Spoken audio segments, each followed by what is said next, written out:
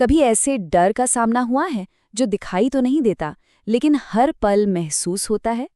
आज हम एक ऐसी ही डरावनी कहानी की परतें खोलने वाले हैं जिसमें एक पिता अपने बेटे की जान बचाने के लिए एक ऐसे शापित रास्ते पर निकल पड़ता है जहां जाने की हिम्मत कोई नहीं करता।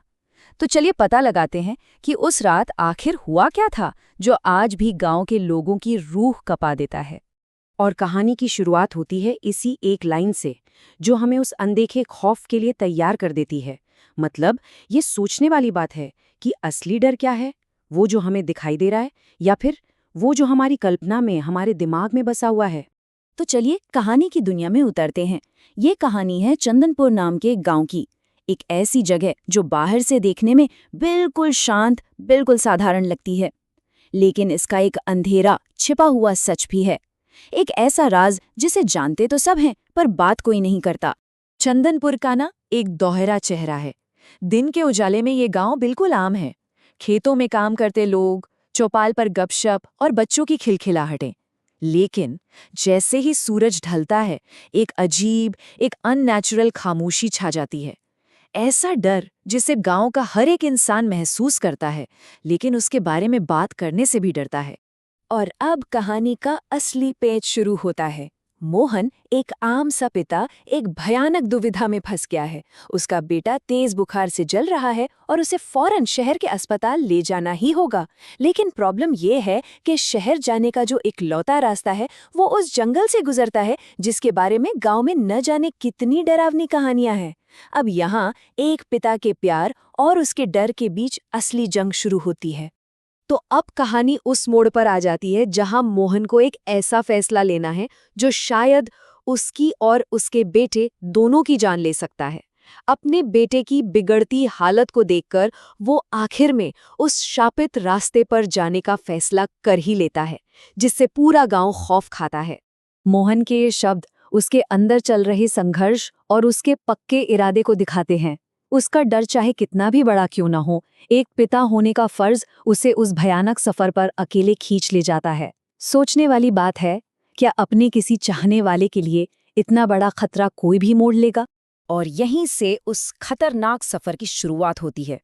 जरा सोच कर देखिए, घना अंधेरा, पेड़ों से टकराती हवा की डरावनी आवाजें, तेज बारिश की बूंदें और एक बेबस पिता अपनी पुरानी साइकिल पर बीमार बच्चे को लेकर उस जंगल में जा रहा है। माहौल में एक अजीब सी ठंडक और एक अनजाना तनाव घुलने लगता है। और तभी कहानी में पहला अलौकिक मोड़ आता है। घने जंगल के ठीक बीच में मोहन को रास्ते में एक बूढ़ी औरत दिखती है। मतलब इतनी रात में इस वीरान जंगल में कोई अकेला क्या कर रहा होगा? क्या वो वाकई कोई इंसान है या फिर कुछ और ये वो पल है जब मोहन का शक हकीकत में बदल जाता है।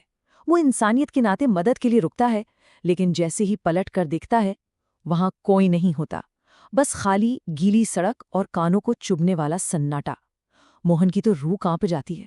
ये साफ इशारा था कि इस रास्ते पर वो अकेला बिल्कुल नहीं है। इस पहली घटना के बाद सफर और भी ज्यादा भयानक हो जाता है। अब डर सिर्फ महसूस नहीं हो रहा, बल्कि खुद चल के सामने आने वाला है। सवाल बस ये है कि क्या मोहन इस जंगल से जिंदा निकल पाएगा? और ठीक उसी वक्त जब मोहन को सबसे ज्यादा जल्दी है, किस्मत उसे धोखा दे देती है। उसकी साइकिल की चेन टूट जाती है और अब वो जंगल के सबसे अंधेरे और खतरनाक हिस्से में अकेला फंस गया है, जहां से मदद की कोई उम्मीद नहीं है। और फिर डर का अगला और भी ज्यादा भयानक चेहरा सामने आता है। मोहन के सामने एक औरत आके खड़ी हो जाती है जो हूबहू उसकी पत्नी सीमा जैसी दिखती है। लेकिन सीमा तो घर पर थी, तो फिर ये कौन है? यहाँ हम देखते हैं कि वो चीज कितनी चालाक है। वो मोहन के डर और उसकी थकान का पूरा फायदा उठाती है। वो मोहन से कहती है, लाइए बाबू को मुझे दे दीजिए, यहाँ सुरक्षित नहीं है, आप चेन ठीक कीजिए, मैं इसे पकड़ती हूँ। उसकी आवाज में एक पत्नी की फिक्र है। अब इतना थकाहारा और डरा हुआ मोहन क्या उस पर भरोसा कर लेगा? और अब कहानी अपने क्लाइमैक्स पर पहुंचती है।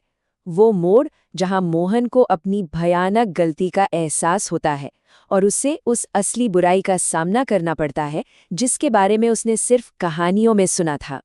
तो ये कोई आम भूत प्रेत नहीं था, ये था छलावा।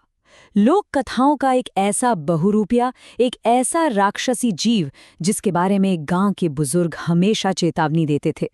ये किसी का भी रूप ले सकता है और इंसानों को अपने जाल में फंसाकर मार डालता है। मोहन को अब जाकर एहसास होता है कि उसने अपनी जिंदगी की सबसे बड़ी गलती कर दी है। ये वो पल है जो किसी की भी रूह कंपा दे।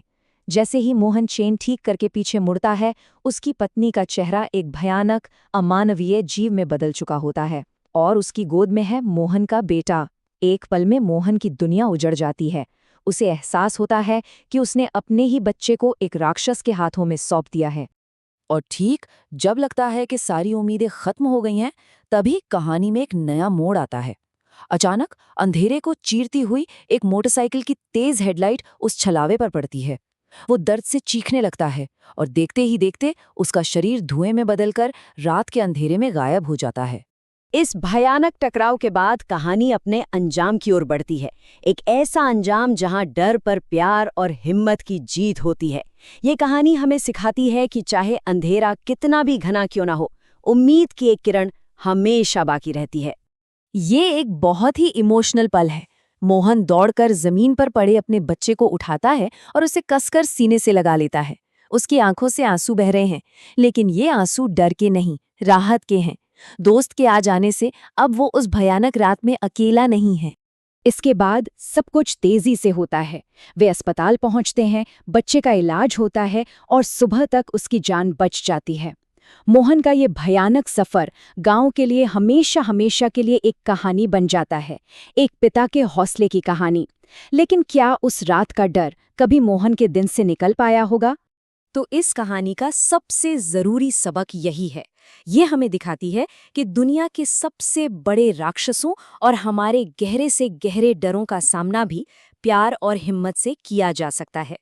मोहन की कहानी हमें याद दिलाती है कि जब हमारे पास प्यार की ताकत होती है तो हम किसी भी अंधेरे से लड़ सकते हैं। और आखिर में ये कहानी हमें इस एक सवाल के साथ छोड़ जाती है कि असली राक्षस कौन है?